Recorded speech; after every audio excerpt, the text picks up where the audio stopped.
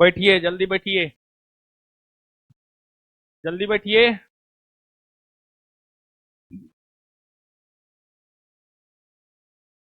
क्या जी है मोटी? ए,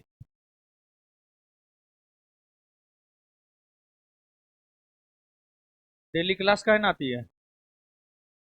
मारेंगे, मुंह तोड़ देंगे हम। कौन जी का एग्जाम?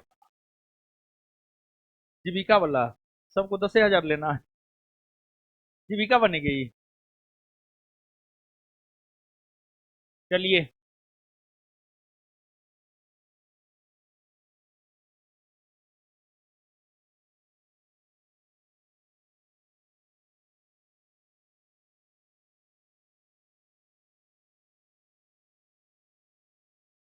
सुनील कुमार, मस्कूर आलम, जितेंद्र कुमार, विनीता, धीरज कुमार चौरसिया, कमलेश यदुवंशी, हरिओम कुमार, विकास शाह। चलिए, सबको गुड इवनिंग है। कैसे हैं आप लोग? अच्छे हैं? जवाब दीजिए दो चार पांच प्रश्नों का। कल जो पढ़ाए हैं दो चार पांच प्रश्नों का जवाब दीजिए, उसके बाद फिर आगे बढ़ेंगे।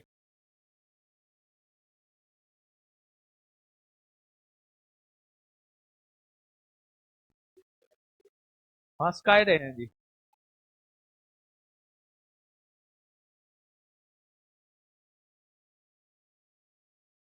बैठिए बैठिए बैठिए बाबू, बैठिए, जल्दी बैठिए। अरे बैठा लीजिए। बैठा लीजिए, बैठा लीजिए। अरे बैठने दीजिए ना, कहीं बैठने दीजिए। सुनिए, क्या सब पढ़ाए थे कल?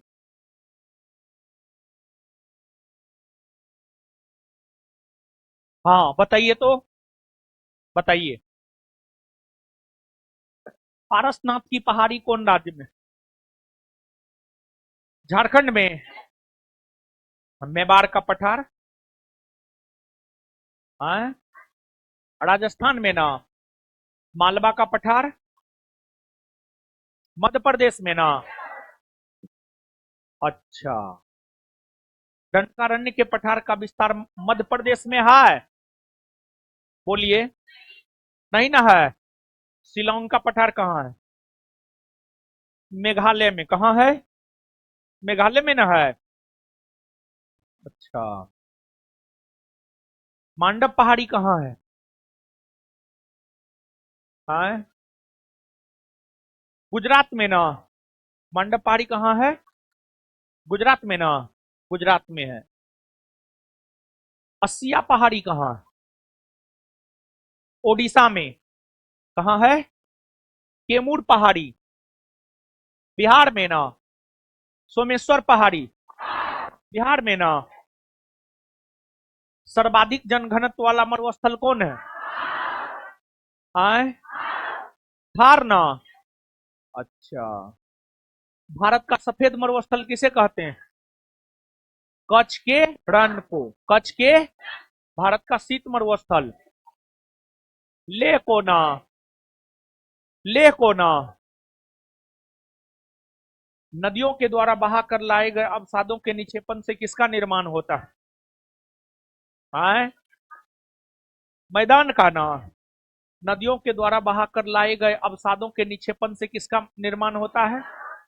मैदान का ना? मानचित्र बोले थे लेकर आने के लिए, लेके आए हैं कोई? आए हैं? दिखाइए थोड़ा। पूरा मैपिंग किए हैं? पूरा बाबू किए हैं पूरा? पूरा जो ज्योग्राफी। और कोई लड़का में जिसका सुंदर राइटिंग हो? हाँ, ये लड़की का तो ठीक है। अच्छा रुकिए बाबू, एक मिनट एक मिनट रुकिए, पहले इसका देख लेते, रुकिए, कहाँ जा रहे हैं? रुकिए।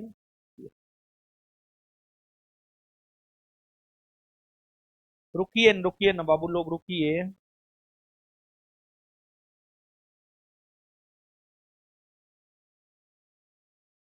अच्छा की है मैपिंग ये लड़की।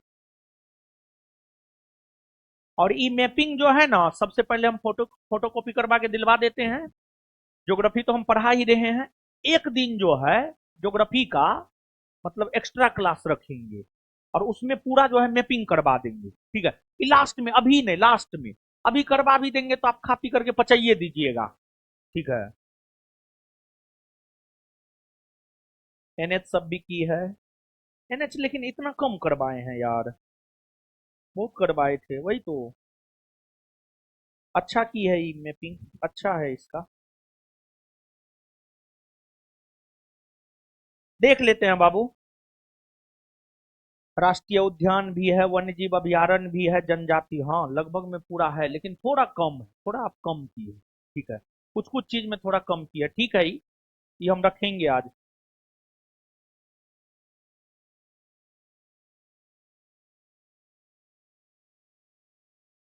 हाँ, आप थोड़ा, मतलब पहला चैप्टर में ही इसका थोड़ा ज्यादा दिख रहा है।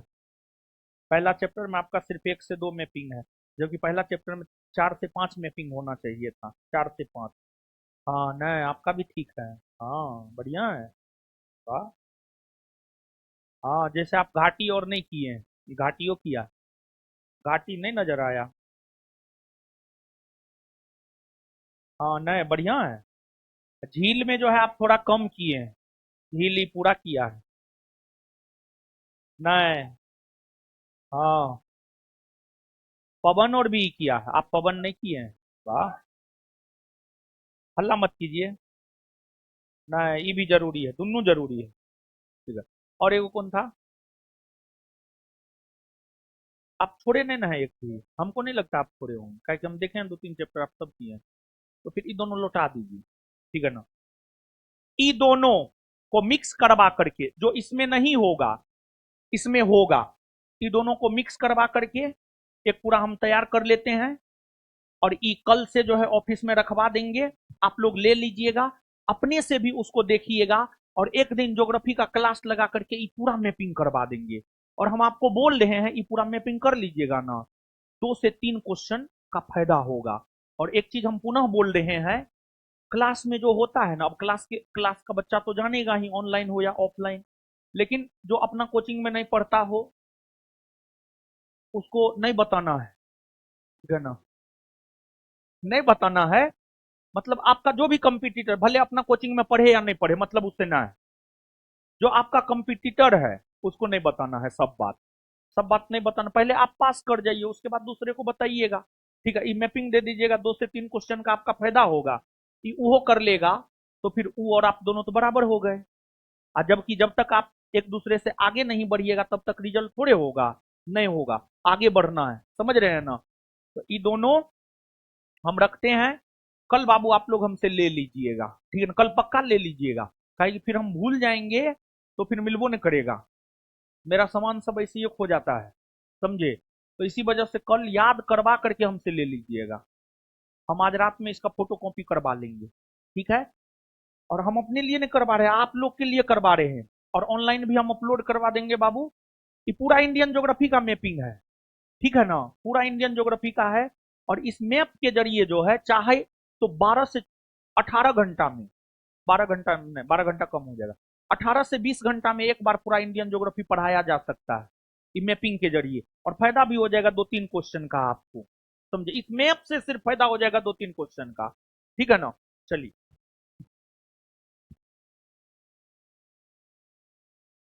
राइटिंग दोनों का ठीक है, लड़कियों का राइटिंग ठीक है, ये लड़का का भी राइटिंग ठीक है। वाह, बहुत बढ़िया। इसको बनाए हैं, पढ़ते उड़ते भी हैं कि ना, इसको पढ़ते उड़े टोपी, पढ़ते उड़ते हैं कि ना, बनाई तो बहुत बढ़िया नोट है, इसको पढ़ना भी है। आइए अब देखिए बाबू, उत्तर भारत के विशाल मैदान के बारे में हम लोग पढ़ रहे थे। क्या पढ़ रहे थे हम लोग? उत्तर भारत के विशाल मैदान, समझिए।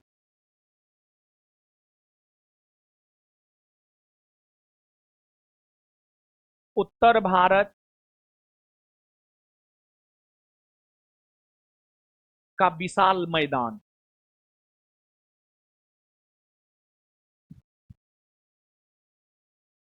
विशाल मैदान,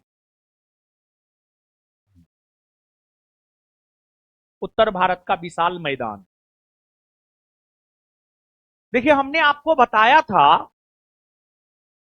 कि भारत के उत्तरी भाग में जो नदियां बहती है, उन नदियों और उन नदियों के सहायक नदियों के द्वारा बहाकर लाए गए अवसादों के निक्षेपण से उत्तर भारत के विशाल मैदान का निर्माण होता है। अब उत्तर भारत के विशाल मैदान को हम लोग चार भाग में बांटकर पढ़ते हैं। उत्तर भारत के विशाल मैदान को अगर देखा जाए तो हम लोग चार भाग में बांटकर पढ़ते हैं। एक पंजाब का मैदान हो गया, पंजाब का मैदान हो गया। दूसरा राजस्थान का मैदान हो गया।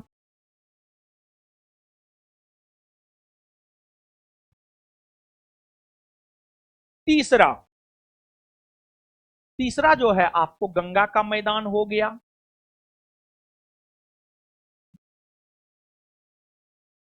चौथा ब्रह्मपुत्र का मैदान हो गया।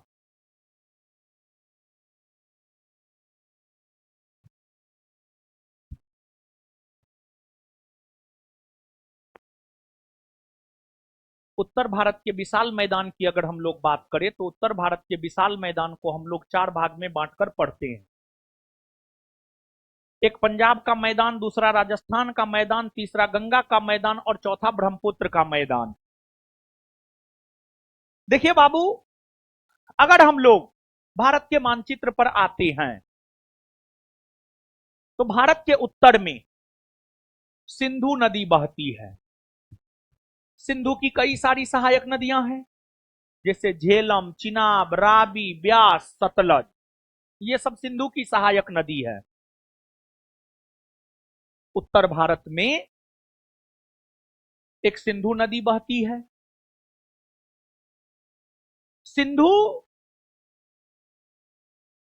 के साथ साथ अगर देखा जाए, सिंधु के साथ साथ अगर देखा जाए तो सिंधु के साथ साथ जो है, सिंधु के साथ साथ जो है उसकी सहायक नदियां जो झेलम, चिनाब, रावी, ब्यास, सतलज है। सिंधु और उसकी सहायक नदियों के द्वारा बहाकर लाए गए अवसादों के निक्षेपण से पंजाब के मैदान का निर्माण हुआ है। सिंधु और उसकी सहायक नदियां जैसे झेलम, चिनाब, रावी, ब्यास, सतलज, इन सभी नदियों के द्वारा बहाकर लाए गए अवसादों के निक्षेपण से सिंधु के मैदान का निर्माण होता है। सॉरी, पंजाब के मैदान का निर्माण होता है। और जहां तक पंजाब के मैदान का सवाल है, पंजाब के मैदान का विस्तार भारत में तो है ही, भारत के साथ साथ पंजाब के मैदान का विस्तार पाकिस्तान में भी है।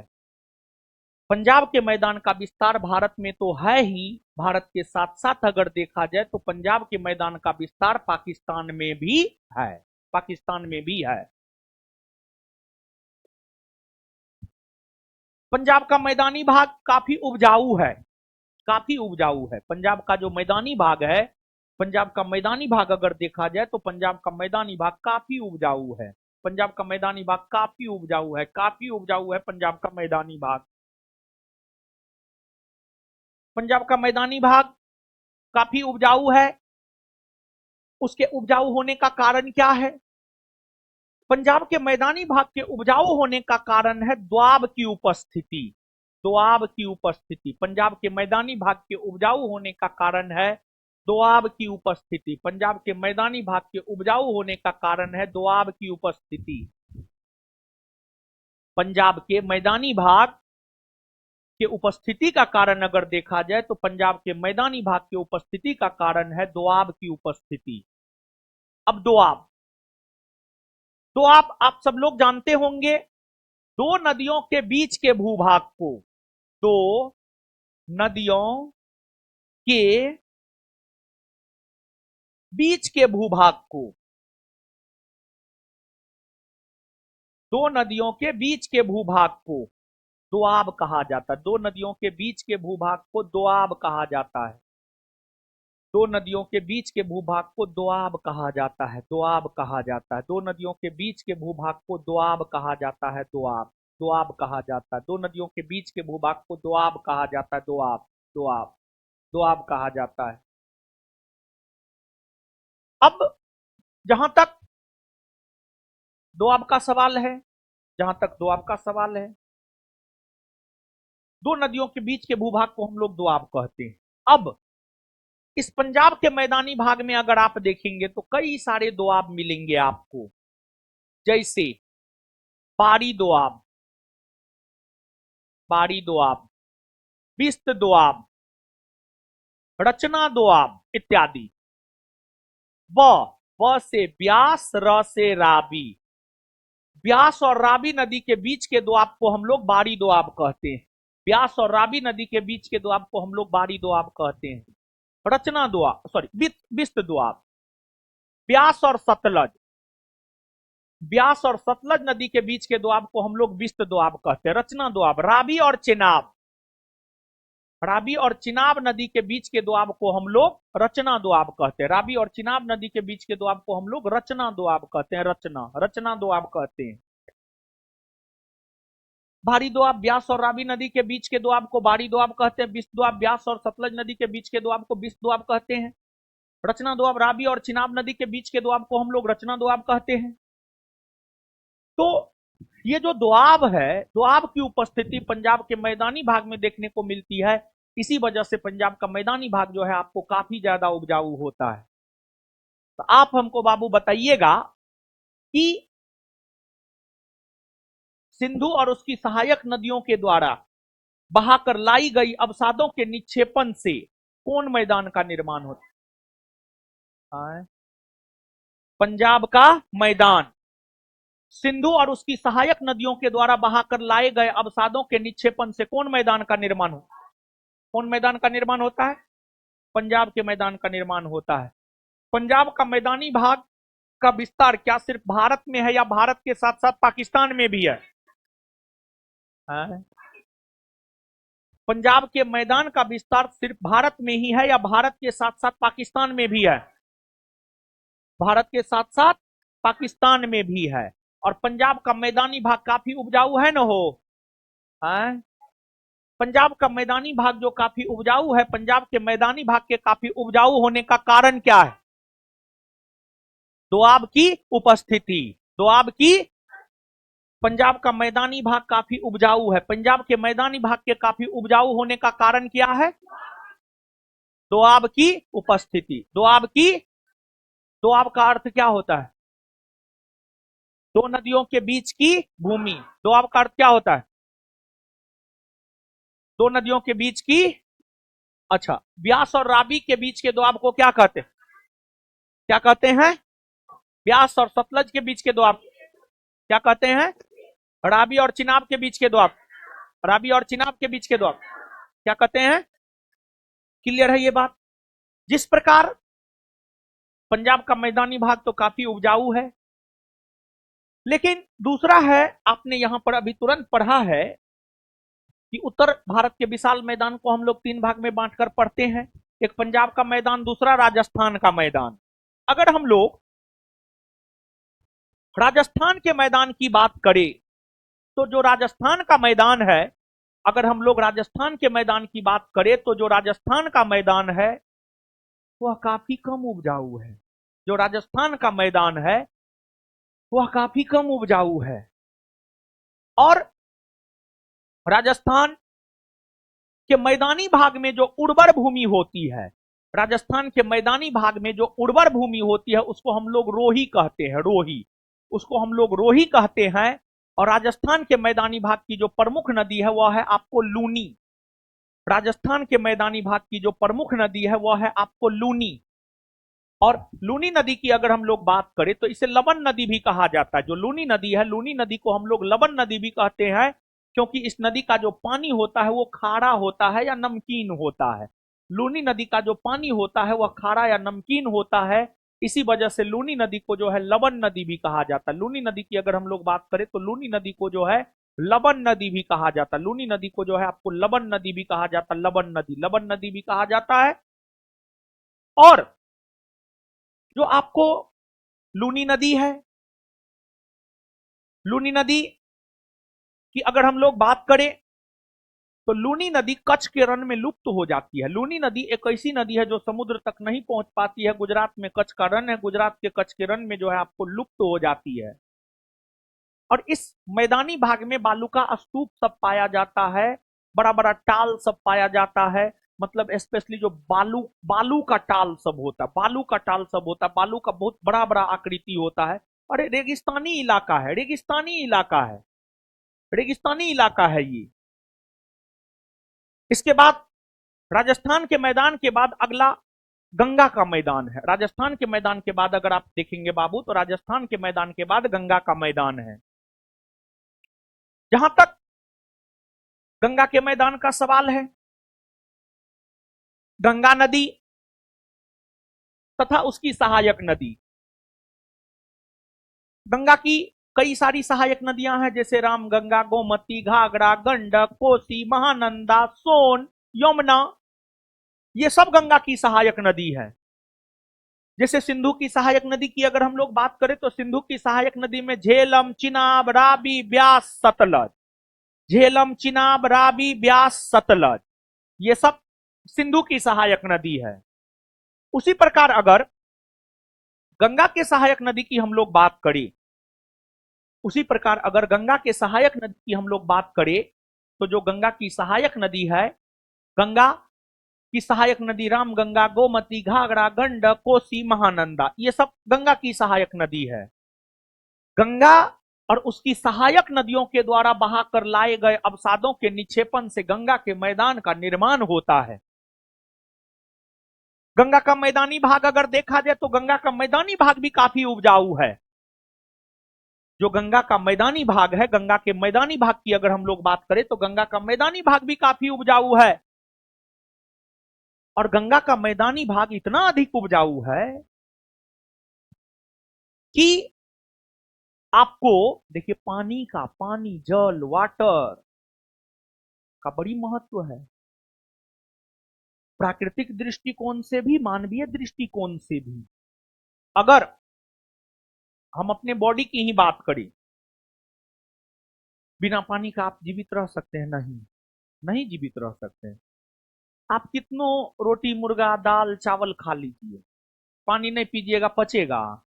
नहीं ना पचेगा, नहीं पचेगा, बीमार पड़िएगा, बीमार पड़िएगा, मर जाइएगा। बीमार पड़ने के बाद आदमी मरबे न करता है, आदमी मरता है बीमार पड़ने के बाद।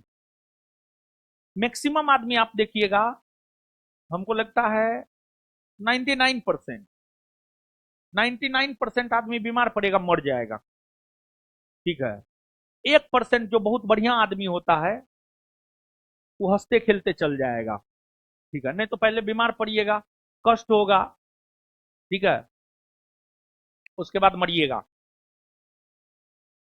देखिए पानी, पानी का बड़ी अहम रोल होता है बाबू, बहुत अहम रोल होता है, हमारे जीवन में हो या प्रकृति में हो। आपको गंगा के मैदानी भाग की भूमि काफी उपजाऊ होती है और गंगा के मैदान का विस्तार मुख्य तौर पर उत्तर प्रदेश और बिहार में है। और उत्तर प्रदेश और बिहार में आप देखिएगा किसान लगभग हर प्रकार के फसल का उत्पादन कर लेता है। क्यों? क्योंकि यहां की मिट्टी काफी उपजाऊ है और इसलिए यहां पर जनसंख्या भी बहुत है। अरे लोगों को खाना में कोई प्रॉब्लम ही नहीं होता है। खाना है ना जी, मूल चीज तो खाना है। अगर आप नहीं खाइएगा तो आप थोड़े बच पाइएगा, नहीं बच पाइएगा। खाना बहुत जरूरी होता है। अब मान लिया जाए कि आसानी से खाना मिल रहा है तो क्या दिक्कत है? 10 को बच्चा पैदा करने में कोई दिक्कत नहीं है। लेकिन मान लिया जाए कि अपना भी खाना खाने पर आफत है तो फिर बच्चा पैदा करने से आप कतराइएगा, डरिएगा। अपना तो पेटे में भरता है, जो जन्माएंगे उसको कहां से खिलाएंगे? तो इस क्षेत्र की अगर हम लोग बात करें तो इस क्षेत्र की भूमि काफी उपजाऊ है हर प्रकार के फसल उत्पादित हो जाते हैं।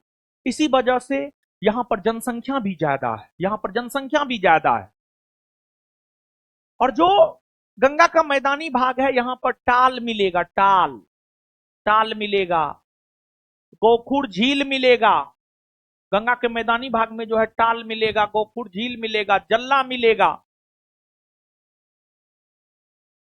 और गंगा के मैदानी भाग को भी हम लोग कई भागों में बांटकर पढ़ते हैं। ऊपरी गंगा का मैदान, मध्य गंगा का मैदान, निचली गंगा का मैदान। गंगा के मैदानी भाग को भी हम लोग 3 भाग में बांटकर पढ़ते हैं। ऊपरी गंगा का मैदान, मध्य गंगा का मैदान, निचली गंगा का मैदान। जो मध्य गंगा का मैदान है उसका विस्तार बिहार और उत्तर प्रदेश दोनों में है। और मध्य गंगा का मैदान बाढ़ के लिए प्रसिद्ध है। बाढ़, बाढ़, फ्लड, फ्लड, फ्लड, बाढ़ के लिए प्रसिद्ध है मध्य गंगा का मैदान। मध्य गंगा का मैदान बाढ़ के लिए प्रसिद्ध है। और जो निचली गंगा का मैदान है, जो कि पश्चिम बंगाल में है, यह जूट उत्पादन के लिए प्रसिद्ध है। यह जूट उत्पादन के लिए प्रसिद्ध है। आपके बिहार एसआई एग्जाम में पूछा गया है, निचली गंगा का मैदान किस फसल के उत्पादन के लिए प्रसिद्ध है? तो जूट, जूट उत्पादन के लिए प्रसिद्ध है। समझ गए ना? गंगा का मैदान हो गया। फिर इसके बाद आगे ब्रह्मपुत्र का मैदान है। आपको भारत के उत्तरी भाग में तिब्बत का पठार है। तिब्बत के पठारी इलाका में मानसरोवर झील है। मानसरोवर झील वाले इलाका से ही ब्रह्मपुत्र नदी निकलती है और अरुणाचल प्रदेश में प्रवेश करती है, असम में बहती हुई, बांग्लादेश में बहती हुई अपना जल बंगाल की खाड़ी में गिराती है। अब ब्रह्मपुत्र की भी कई सारी सहायक नदियां हैं। ब्रह्मपुत्र की सहायक नदियों में मानस, कामेंग, दिहांग, दिबान, लोहित, सुबनसिरी, धनसिरी, पगलादिया इत्यादि, ये सब ब्रह्मपुत्र की सहायक नदियां हैं। तो ब्रह्मपुत्र और उसकी सहायक नदियों के द्वारा बहाकर लाए गए अवसादों के निक्षेपण से ब्रह्मपुत्र के मैदान का निर्माण होता है। ब्रह्मपुत्र और उसकी सहायक नदियों के द्वारा बहाकर लाए गए अवसादों के निक्षेपण से ब्रह्मपुत्र के मैदान का निर्माण होता है। ब्रह्मपुत्र और उसकी सहायक नदियों के द्वारा बहाकर लाए गए अवसादों के निक्षेपण से ब्रह्मपुत्र के मैदान का निर्माण होता है। और ब्रह्मपुत्र के मैदान की अगर हम लोग बात करें तो ब्रह्मपुत्र का मैदान चावल के उत्पादन के लिए प्रसिद्ध है। जो ब्रह्मपुत्र का मैदान है, ब्रह्मपुत्र का मैदान चावल के उत्पादन के लिए प्रसिद्ध है। चावल के उत्पादन के लिए प्रसिद्ध है ब्रह्मपुत्र का मैदान। ब्रह्मपुत्र का मैदान समझे? तो ब्रह्मपुत्र का मैदान कौन चीज के उत्पादन के लिए प्रसिद्ध? कौन चीज? अच्छा, निचली गंगा का मैदान कौन चीज के उत्पादन के? जूट। कौन चीज? निचली गंगा का मैदान कौन फसल के उत्पादन के लिए कौन फसल? बाढ़ के लिए कौन गंगा का मैदान प्रसिद्ध? मध्य गंगा का मैदान। बाढ़ के लिए कौन गंगा का मैदान? आए? टाल हो गया, जल्ला हो गया, गोखुर झील हो गया, कौन मैदानी भाग में मिलता है? गंगा के मैदानी भाग में। गंगा के मैदानी भाग में टाल हो गया, जल्ला हो गया, गोखुर झील हो गया, ये सब कौन मैदानी भाग में मिलता है? कौन मैदानी भाग में? गंगा ना। आगे बताइएगा, राजस्थान की अगर हम लोग बात करें तो राजस्थान के मैदानी भाग की प्रमुख नदी कौन है? प्लवन नदी किसे कहते हैं? कौन नदी समुद्र तक नहीं पहुंच पाती है? कौन नदी कच्छ के रण में लुप्त हो जाती है? राजस्थान के मैदानी भाग के उर्वर भूमि को क्या कहते हैं? क्या कहते हैं? राजस्थान के मैदानी भाग के उर्वर भूमि को क्या कहते हैं? क्या कहते हैं? क्लियर? इतना बात समझ में आ गया? ये हो गया मैदान के बारे में। पर्वत जाने, पठार जाने, मैदान जाने। अब हम लोगों को जानना है द्वीप समूह। द्वीप समूह जानना है, फिर तटीय मैदान जानना है। द्वीप समूह जानना है और फिर तटीय मैदान जानना है। तो सबसे पहले जो है हम लोग, फिर मरुस्थल भी हम लोग जान गए। मरुस्थल तो पढ़ लिए हैं, कल तो पढ़े हैं। द्वीप जानना है और तटीय मैदान जानना है। द्वीप जानना है और तटीय मैदान जानना है। तो द्वीप और तटीय मैदान में ज्यादा महत्वपूर्ण द्वीप है, तो इसी वजह से हम लोग पहले द्वीप देखते हैं और उसके बाद जो हम तटीय मैदान देखेंगे। तटीय मैदान नहीं भी देखेंगे तो कोई दिक्कत नहीं, लेकिन फिर भी तटीय मैदान एक बार हम आपको बता देंगे। ठीक है ना? आपको द्वीप खत्म कर लेते हैं, फिर क्वेश्चन पर आएंगे।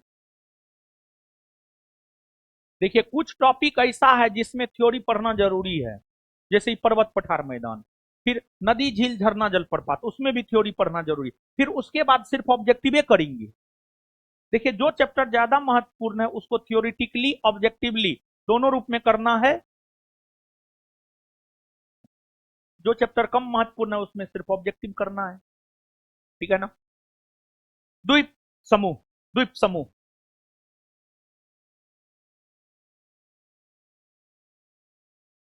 द्वीप, आइलैंड।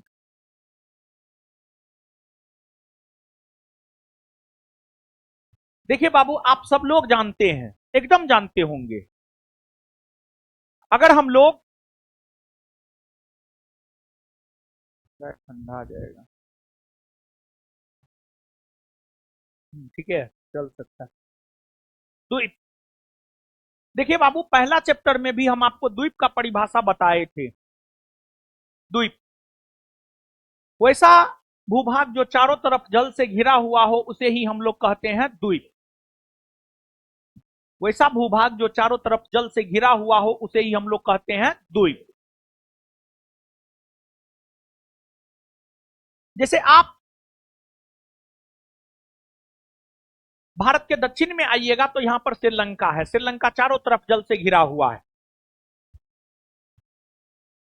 श्रीलंका को भी आप एक द्वीप कह सकते हैं। और श्रीलंका एक द्वीपीय देश है, श्रीलंका की अगर हम लोग बात करें तो श्रीलंका एक द्वीपीय देश है, द्वीपीय देश है जिसकी आकृति आंसू के समान है, आंसू के बूंद के समान श्रीलंका की आकृति है। तो वैसा भूभाग जो चारों तरफ जल से घिरा हुआ हो उसी को हम लोग द्वीप कहते हैं। अगर विश्व के सबसे बड़े द्वीप की बात करें तो विश्व का जो सबसे बड़ा द्वीप है बाबू, आपको विश्व का सबसे बड़ा द्वीप है ग्रीनलैंड। ग्रीनलैंड विश्व का सबसे बड़ा द्वीप ग्रीनलैंड है, और ग्रीनलैंड पर डेनमार्क का अधिकार है। डेनमार्क, डेनमार्क यूरोप महादेश का एक देश है, यहां पर डेनमार्क है, और डेनमार्क का अधिकार जो है ग्रीनलैंड पर है। डेनमार्क का अधिकार जो है आपको ग्रीनलैंड पर है। जिस प्रकार आपको विश्व में अनेकों द्वीप है, ग्रीनलैंड द्वीप हो गया, मेडागास्कर हो गया, बोर्नियो द्वीप हो गया, जावा द्वीप हो गया, सुमात्रा द्वीप हो गया, उसी प्रकार अगर हम लोग भारत की बात करें, भारत में भी अनेकों द्वीप है। व्हीलर द्वीप, इसके बाद जो है आपको आलिया बेट द्वीप, खादिया बेट द्वीप, श्रीहरिकोटा द्वीप, माजुली द्वीप, अनेकों द्वीप है। इन द्वीपों के अलावे भारत में दो द्वीप समूह भी है, अंडमान निकोबार द्वीप समूह, लक्षद्वीप समूह। देखिए जब जैसे व्हीलर एकमात्र द्वीप है, माजुली एक द्वीप है, लेकिन जब कई द्वीप आपस में मिलते हैं तो उसी को हम लोग द्वीप समूह कहते हैं। जब कई द्वीप आपस में मिलते हैं तो उसी को हम लोग क्या कहते हैं, द्वीप समूह। जब कई द्वीप आपस में मिलते हैं तो उसको हम लोग क्या कहते हैं, द्वीप समूह। जब कई द्वीप आपस में मिलते हैं तो उसको हम लोग क्या कहते हैं, द्वीप समूह। क्या कहते हैं, द्वीप समूह, द्वीप समूह कहते हैं। जब कई द्वीप आपस में मिलते हैं तो उसको हम लोग क्या कहते हैं, द्वीप समूह, द्वीप समूह कहते हैं, द्वीप समूह कहते हैं, द्वीप समूह कहते हैं।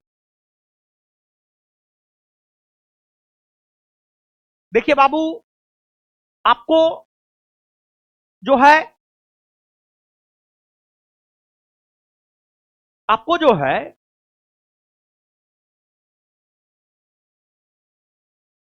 भारत में एक अंडमान निकोबार द्वीप समूह है, एक लक्षद्वीप समूह है। अंडमान निकोबार द्वीप समूह में अनेकों द्वीप है, सैकड़ों द्वीप है। लक्षद्वीप समूह में भी अनेकों द्वीप है। नई द्वीपीय गणना के अनुसार अंडमान निकोबार द्वीप समूह में द्वीपों की संख्या लगभग 800 है। नई द्वीपीय गणना के अनुसार जो नया गणना हुआ है उसके अकॉर्डिंग हम बता रहे हैं। नई द्वीपीय गणना के अनुसार अगर देखा जाए तो 800 से अधिक द्वीप है अंडमान निकोबार द्वीप समूह में। और लक्षद्वीप की अगर हम लोग बात करें तो लक्षद्वीप में 36 द्वीप है। अब जब आप भारत के मानचित्र को देखते हैं तो भारत के दक्षिण पूरब में बंगाल की खाड़ी है और बंगाल की खाड़ी में ही ये अंडमान निकोबार द्वीप समूह है। जब आप भारत के मानचित्र को देखते हैं, जब आप भारत के मानचित्र को देखते हैं, जब आप भारत के मानचित्र को देखते हैं,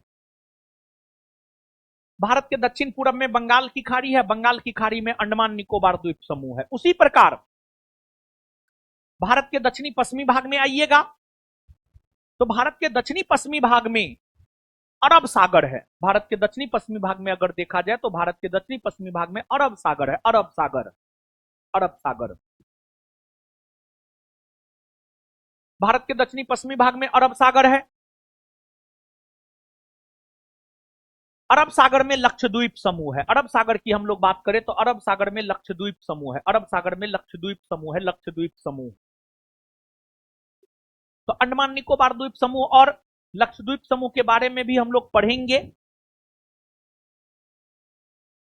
लेकिन उससे पहले अगर देखा जाए तो उससे पहले जो है आपको हम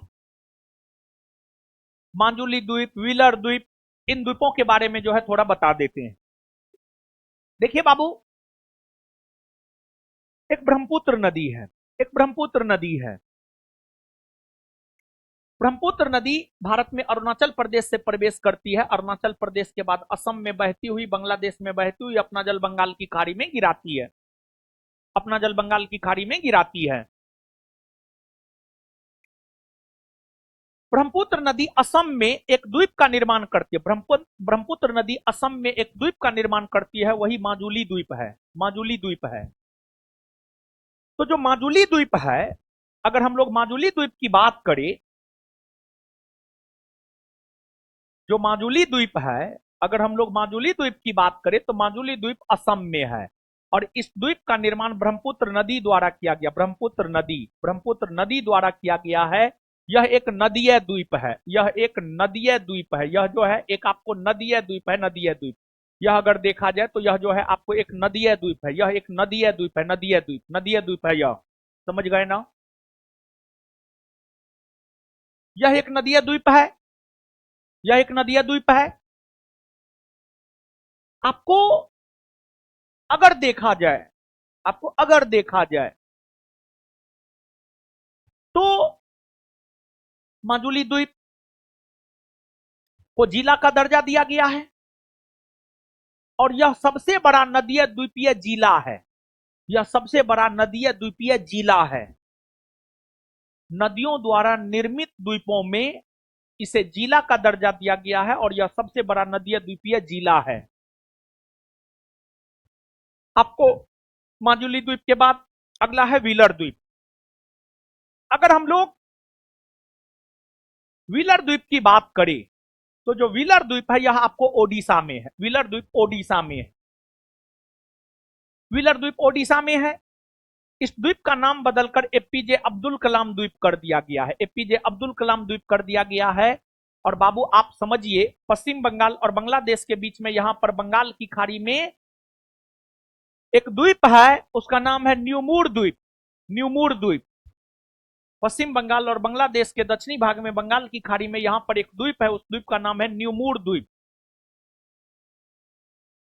जो न्यूमूर द्वीप है, न्यूमूर द्वीप की अगर हम लोग बात करें तो न्यूमूर द्वीप को लेकर भारत और बांग्लादेश के बीच विवाद है। जो न्यूमूर द्वीप है, न्यूमूर द्वीप को लेकर भारत और बांग्लादेश के बीच विवाद है।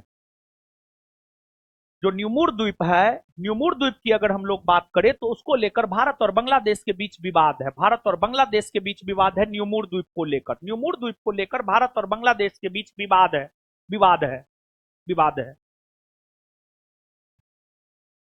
अब इसके अलावा अगर देखा जाए तो आंध्र प्रदेश में एक श्रीहरिकोटा द्वीप है। आंध्र प्रदेश की अगर हम लोग बात करें तो आंध्र प्रदेश में जो है आपको श्रीहरिकोटा द्वीप है। श्रीहरिकोटा द्वीप जो है आपको आंध्र प्रदेश में है। फिर आपको तमिलनाडु और श्रीलंका के बीच में, यानी भारत और श्रीलंका के बीच में मन्नार की खाड़ी में एक कच्चा तीबू द्वीप है। कच्चा तीबू द्वीप है, कच्चा तीबू द्वीप है। और कच्चा तीबू द्वीप की अगर हम लोग बात करें तो इसको लेकर भारत और श्रीलंका के बीच विवाद था, लेकिन प्रधानमंत्री श्री इंदिरा गांधी के द्वारा 1974 ईस्वी में कच्चा तीबू द्वीप श्रीलंका को सौंप दिया गया, श्रीलंका को सौंप दिया गया। इसके बाद बाबू अगर देखा जाए तो इधर लक्षद्वीप है, लक्षद्वीप के दक्षिणी भाग में आइएगा तो यहां पर एक मालद्वीप मिलेगा जो कि द्वीपीय देश है, मालदीव मिलेगा जो कि द्वीपीय देश है, जो कि द्वीपीय देश है। लक्षद्वीप और मालदीव के बीच में यहां पर मिनिकाय द्वीप है, मिनिकाय द्वीप है, मिनिकाय द्वीप। और मिनिकाय द्वीप की अगर हम लोग बात करें तो मिनिकाय द्वीप को लेकर के जो है भारत और मालदीव के बीच विवाद है, भारत और मालदीव के बीच जो है मिनिकाय द्वीप को लेकर विवाद है। फिर इधर आपको गुजरात में ये जो खाड़ी है ये कच्छ की खाड़ी है, ये जो खाड़ी है ये खंभात की खाड़ी है, पहला चैप्टर में हम आपको बताए थे। दमन और दीव के बीच में खंभात की खाड़ी है, कच्छ और काठियावाड़ प्रायद्वीप के बीच में कच्छ की खाड़ी है, कच्छ की खाड़ी है। काठियावाड़ दमन और द्वीप के बीच में खंभात की खाड़ी है, कच्छ और काठियावाड़ प्रायद्वीप के बीच में कच्छ की खाड़ी है। और इसी खंभात की खाड़ी में आलिया बेट द्वीप और खादिया बेट द्वीप है। इसी कच्छ की खाड़ी, इसी खंभात की खाड़ी में, सॉरी, खंभात की खाड़ी में जो है आलिया बेट द्वीप और खादिया बेट द्वीप है, आलिया बेट द्वीप और खादिया बेट द्वीप, आलिया बेट द्वीप और खादिया बेट द्वीप। आलिया बेट द्वीप और खादिया बेट द्वीप की अगर हम लोग बात करें तो आलिया बेट द्वीप और खादिया बेट द्वीप जो है गुजरात में खंभात की खाड़ी में है, गुजरात में खंभात की खाड़ी में है। ये सब भारत के प्रमुख द्वीप है, इन द्वीपों को याद रखना है। इसके अलावा और भी कई सारे द्वीप है, उसकी भी चर्चा आगे हम आपके साथ करेंगे, लेकिन उससे पहले बताइए वैसा भूभाग जो चारों तरफ जल से घिरा हुआ हो क्या कहलाता है? वैसा भूभाग जो चारों तरफ जल से घिरा हुआ हो क्या कहलाता है? द्वीप कहलाता है। विश्व का सबसे बड़ा द्वीप ग्रीनलैंड, विश्व का सबसे बड़ा द्वीप, विश्व का सबसे बड़ा द्वीप ग्रीनलैंड पर कौन देश का अधिकार है? डेनमार्क का। कौन देश का? ग्रीनलैंड पर कौन देश का अधिकार, कौन देश का अधिकार है? डेनमार्क का अधिकार है। आगे बताइएगा, माजुली द्वीप कौन राज्य में है? असम में है। माजुली द्वीप कौन राज्य में है? माजुली द्वीप कौन राज्य में है? माजुली द्वीप का निर्माण कौन सी नदी करती है? माजुली द्वीप का निर्माण कौन सी नदी करती है? माजुली किस प्रकार का द्वीप है? नदिया द्वीप ना है। अच्छा, व्हीलर द्वीप कौन राज्य में? ओडिशा में ना। व्हीलर द्वीप कौन राज्य में है? व्हीलर द्वीप को लेकर व्हीलर द्वीप का नाम परिवर्तन होकर क्या कर दिया गया है? बंगाल की खाड़ी में स्थित न्यूमूर द्वीप को लेकर किस दो देश के बीच विवाद है? भारत और न्यूमूर द्वीप को लेकर किस दो देश के बीच विवाद है? भारत और बांग्लादेश के बीच विवाद है। श्रीहरिकोटा द्वीप की अगर हम लोग बात करें तो श्रीहरिकोटा द्वीप कहां है? कहां है? अच्छा, कच्चा तीबू द्वीप को लेकर किस दो देश के बीच विवाद? भारत और श्रीलंका। कच्चा तीबू द्वीप को लेकर किस दो देश के बीच विवाद? मिनिकाय द्वीप को लेकर किस दो देश के बीच विवाद? भारत और मालदीव। मिनिकाय द्वीप को लेकर किस दो देश के बीच विवाद? आलिया बेट खादिया बेट द्वीप कौन खाड़ी में है? खंभात की खाड़ी। आलिया बेट द्वीप खादिया बेट द्वीप कौन खाड़ी में है? खंभात की खाड़ी में।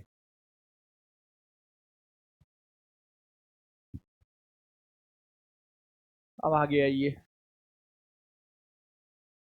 क्वेश्चन फटाफट बनेगा, कुछ एक क्वेश्चन में फंसिएगा, ठीक है ना। आज जब आप घर जाइएगा ना, पिछले 2-3 दिन से जो लेक्चर दे रहे हैं कॉपी निकाल लीजिएगा, चैप्टर नंबर 2 लिख दीजिएगा, 1 का बी, 2 का सी, 3 का 4, सॉरी 3 का सी, 5 का डी। 6 नंबर नहीं हुआ छोड़ देना है, 7 नंबर नहीं हुआ छोड़ देना, फिर होगा फिर बनाना है। घर पे जाके आज बना के ले, कल देखेंगे हम कॉपी ने तो कूटेंगे एक तरफ से, ठीक है ना। अंधाधुन नहीं पता चला है, जिस रोज मूड खराब हुआ अंधाधुन मारेंगे हम, हाथ गोर तोड़ ताड़ देंगे। खाली होमवर्क तो नहीं ना करके आइएगा, जिस रोज मन होगा उस रोज होमवर्क करके आइए। पूछ करके कूटेंगे, जैसे मन होगा वैसे कूटेंगे, सिर्फ होमवर्क नहीं ना कीजिए, ठीक है।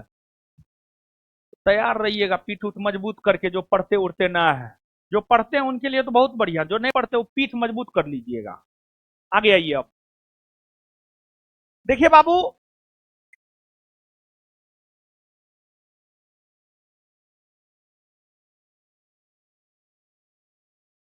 अंडमान निकोबार द्वीप समूह।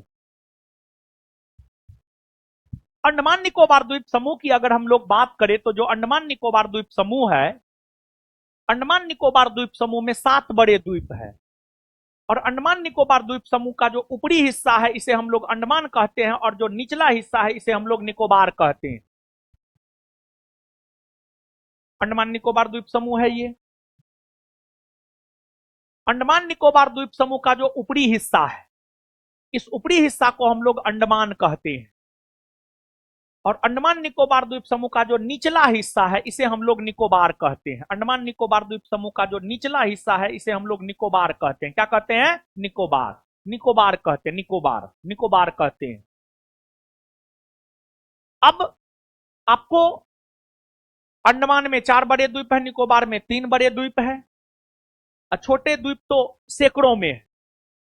अंडमान में जो 4 बड़े द्वीप है उसमें सबसे उत्तरी भाग में जो है उसे हम लोग उत्तरी अंडमान कहते हैं, उत्तरी अंडमान कहते हैं। फिर उसके बाद बीच में जो है उसे हम लोग मध्य अंडमान कहते हैं, मध्य अंडमान।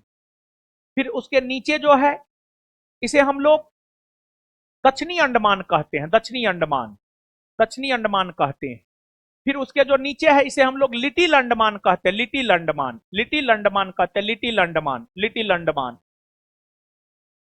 फिर निकोबार में कार निकोबार है, ग्रेट निकोबार है। तो आपको समझिएगा आप, उत्तरी अंडमान, उत्तरी अंडमान के पूर्वी भाग में, उत्तरी अंडमान के पूर्वी भाग में नारकोंडम द्वीप है। उत्तरी अंडमान के पूर्वी भाग में अगर देखा जाए तो उत्तरी अंडमान के पूर्वी भाग में जो है एक नारकोंडम द्वीप है, नारकोंडम द्वीप है, नारकोंडम द्वीप है। उत्तरी अंडमान के पूर्वी भाग में जो नारकोंडम द्वीप है वह एक सुसुप्त ज्वालामुखी द्वीप है, वह एक सुसुप्त ज्वालामुखी द्वीप है, सुसुप्त ज्वालामुखी द्वीप। देखिए ज्वालामुखी 3 प्रकार का होता है, सक्रिय, सुसुप्त और शांत। सक्रिय ज्वालामुखी जिसमें हमेशा उद्गार होते रहता है सक्रिय, सुसुप्त ज्वालामुखी जिसमें रुक रुक कर उद्गार होता है सुसुप्त, और शांत ज्वालामुखी जिसमें उद्गार होने की संभावना समाप्त हो चुकी है, वो शांत ज्वालामुखी। अब आपको स्टूडेंट भी 3 प्रकार का होता है, सक्रिय, सुसुप्त और शांत। जो डेली पढ़ रहा है सक्रिय, जो कभी कभी पढ़ता है सुसुप्त, जो एकदम नहीं पढ़ता है वो शांत। समझ गए ना? तो अब आप किस प्रवृत्ति के हैं वो आप जान लीजिएगा। इसके बाद उत्तरी अंडमान की जो सबसे ऊंची पर्वत चोटी है वह सेडल पीक है, सेडल पीक है। और एक बात जानिए बाबू, उत्तरी अंडमान ही नहीं बल्कि पूरे अंडमान निकोबार द्वीप समूह की सबसे ऊंची पर्वत चोटी सेडल पीक है, जिसकी ऊंचाई 738 मीटर है, 738 मीटर है। उसी प्रकार मध्य अंडमान के पूर्वी भाग में अगर देखा जाए तो बेड़न द्वीप है। मध्य अंडमान के पूर्वी भाग में अगर देखा जाए तो बेड़न द्वीप है, और बेड़न द्वीप जो है भारत का एकमात्र सक्रिय ज्वालामुखी द्वीप है। बेड़न द्वीप जो है भारत का एकमात्र सक्रिय ज्वालामुखी द्वीप है, बेड़न द्वीप।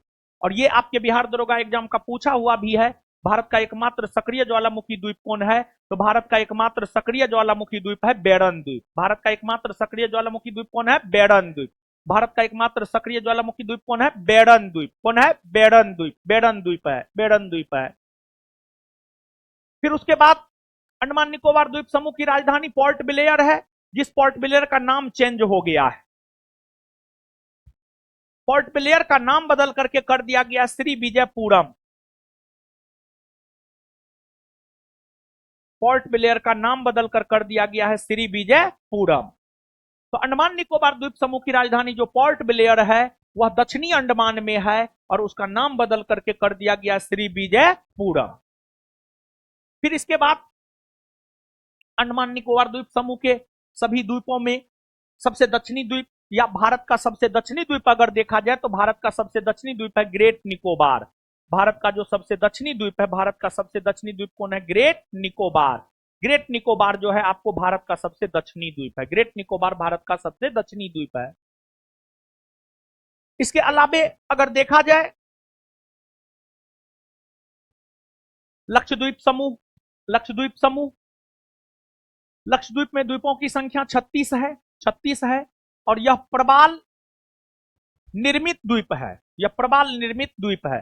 प्रबाल एक जीव है जिसका शरीर चूना का बना होता है या कैल्शियम कार्बोनेट का बना होता है।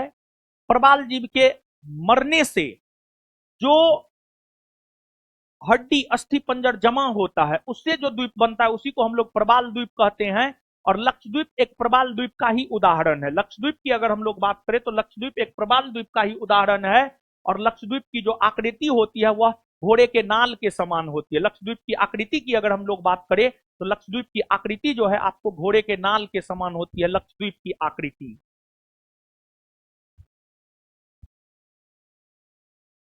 लक्षद्वीप के सभी द्वीपों पर आप नहीं जा सकते हैं, लेकिन लक्षद्वीप के कुछ द्वीपों पर आप जरूर जा सकते हैं। लक्षद्वीप के भीतर जो है मिनिकॉय द्वीप हो गया, ऑनरेट द्वीप हो गया, कन्नामोरे द्वीप हो गया, अमीनी द्वीप हो गया, लक्का द्वीप हो गया। ये सब लक्षद्वीप के अंतर्गत आने वाला जो है आपको द्वीप है। ये सब लक्षद्वीप के अंतर्गत आने वाला जो है आपको द्वीप है। तो आपको ये सब बात याद रखना है। तो आप हमको बताइए लक्षद्वीप समूह में कुल कितने द्वीप, कितने द्वीप है? लक्षद्वीप कैसा द्वीप है? आए? कैसा द्वीप है? इसके बाद आगे बताइएगा। भारत का सबसे दक्षिणी द्वीप कौन है? भारत का सबसे दक्षिणी द्वीप, भारत का सबसे दक्षिणी द्वीप। अच्छा, भारत का एकमात्र सुसुप्त ज्वालामुखी द्वीप, आए? भारत का एकमात्र सुसुप्त ज्वालामुखी द्वीप और भारत का एकमात्र सक्रिय ज्वालामुखी द्वीप, आए? कौन द्वीप? बेड़न द्वीप है। और अंडमान निकोबार द्वीप समूह की सबसे ऊंची पर्वत चोटी कौन है? कौन है? Saddle peak. कौन है? Saddle peak. आगे बताइएगा, अंडमान निकोबार द्वीप समूह की राजधानी पोर्ट ब्लेयर का नाम बदलकर क्या किया गया? क्या किया गया है? श्री विजयपुरम। कौन द्वीप पर है? दक्षिणी द्वीप, दक्षिणी अंडमान। श्री विजयपुरम या पोर्ट ब्लेयर कौन द्वीप पर है? दक्षिणी कौन द्वीप पर है? कौन द्वीप पर है? दक्षिणी अंडमान। तो ये आपको भारत के द्वीप समूह के बारे में हुआ। इसके बाद अगर देखा जाए तो तटीय मैदान, तटीय मैदान आपने पढ़ा है पहले भी, पहला चैप्टर में भी इसके बारे में हम आपको बताए हैं। आप देखिए, याद कीजिए। भारत, भारत की अगर हम लोग बात करें तो भारत समुद्री सीमा बनाता है, हाँ या ना? बनाता है ना? भारत समुद्री सीमा बनाता है ना? बनाता है। भारत समुद्री सीमा बनाता है। भारत समुद्री सीमा बनाता है। और भारत का गुजरात राज्य से लेकर महाराष्ट्र, गोवा, कर्नाटक, केरल, तमिलनाडु, आंध्र प्रदेश, ओडिशा, कोलकाता, ये सभी समुद्री सीमा बनाने वाला राज्य है। समझ गए ना? तो ये जो समुद्र तटीय राज्य है, ये जो समुद्र तटीय राज्य है, इस समुद्र तटीय राज्य में, इस समुद्र तटीय राज्य में जो मैदान है वही तो तटीय मैदान कहलाता है। अरे आप याद कीजिए ना, गुजरात के तट को हम लोग काठियावाड़ तट कहते हैं, काठियावाड़ तट कहते हैं, काठियावाड़ तट कहते हैं। गुजरात के तट को हम लोग काठियावाड़ तट कहते हैं, काठियावाड़ तट, काठियावाड़ तट कहते हैं। तो गुजरात में जो मैदान है काठियावाड़ का मैदान। फिर दमन से लेकर गोवा तक के तट को कोंकण तट कहते हैं। तो दमन से लेकर के गोवा के मैदान को हम लोग कोंकण का मैदान कहते हैं। फिर उसी प्रकार से ओडिशा के तट को उत्कल तट कहते हैं। तो उत्कल का मैदान ओडिशा में है, उत्कल का मैदान ओडिशा में है। वही चीज तो है, ये चीज नहीं बताएं पहला चैप्टर, बताइए। आए? बस उसी में मैदान जोड़ देना, हो गया। मैदान बहुत ज्यादा महत्वपूर्ण है भी नहीं। अब आपको जो बोल रहे हैं, जो थोड़ा देर पहले भी हम आपको बोले थे, दूसरा चैप्टर का थ्योरी लगभग खत्म, एक बार थ्योरी पढ़ा दिए हैं। अब आपका काम ये है कि, क्या है आपका काम? आपका काम ये है कि दूसरा चैप्टर का 200 समथिंग क्वेश्चन होगा, है 263, उसमें 50% क्वेश्चन कम से कम आपको बन जाएगा। तो बैठ के बनाना है आज रूम पर जाकर के। आज नहीं बनाइएगा तो फिर कोई मतलब नहीं रह जाता है। आज के आज घर पर जाकर के बैठ के बनाइएगा, 50% लगभग बन जाएगा, और जो 50% बचेगा कल हम क्लियर करवा देंगे, ठीक है। हाँ, इसके बाद आप अपना साइंस का क्लास कीजिए। फिर हम आते हैं इतिहास और करेंट, इतिहास और करेंट, ठीक है। 10 मिनट का गैप है, आगे साइंस का क्लास कीजिए, फिर मिलते हैं थोड़ा देर बाद। धन्यवाद। और उसी सेशन में होमवर्क देंगे, पूछेंगे, सब चीज होगा।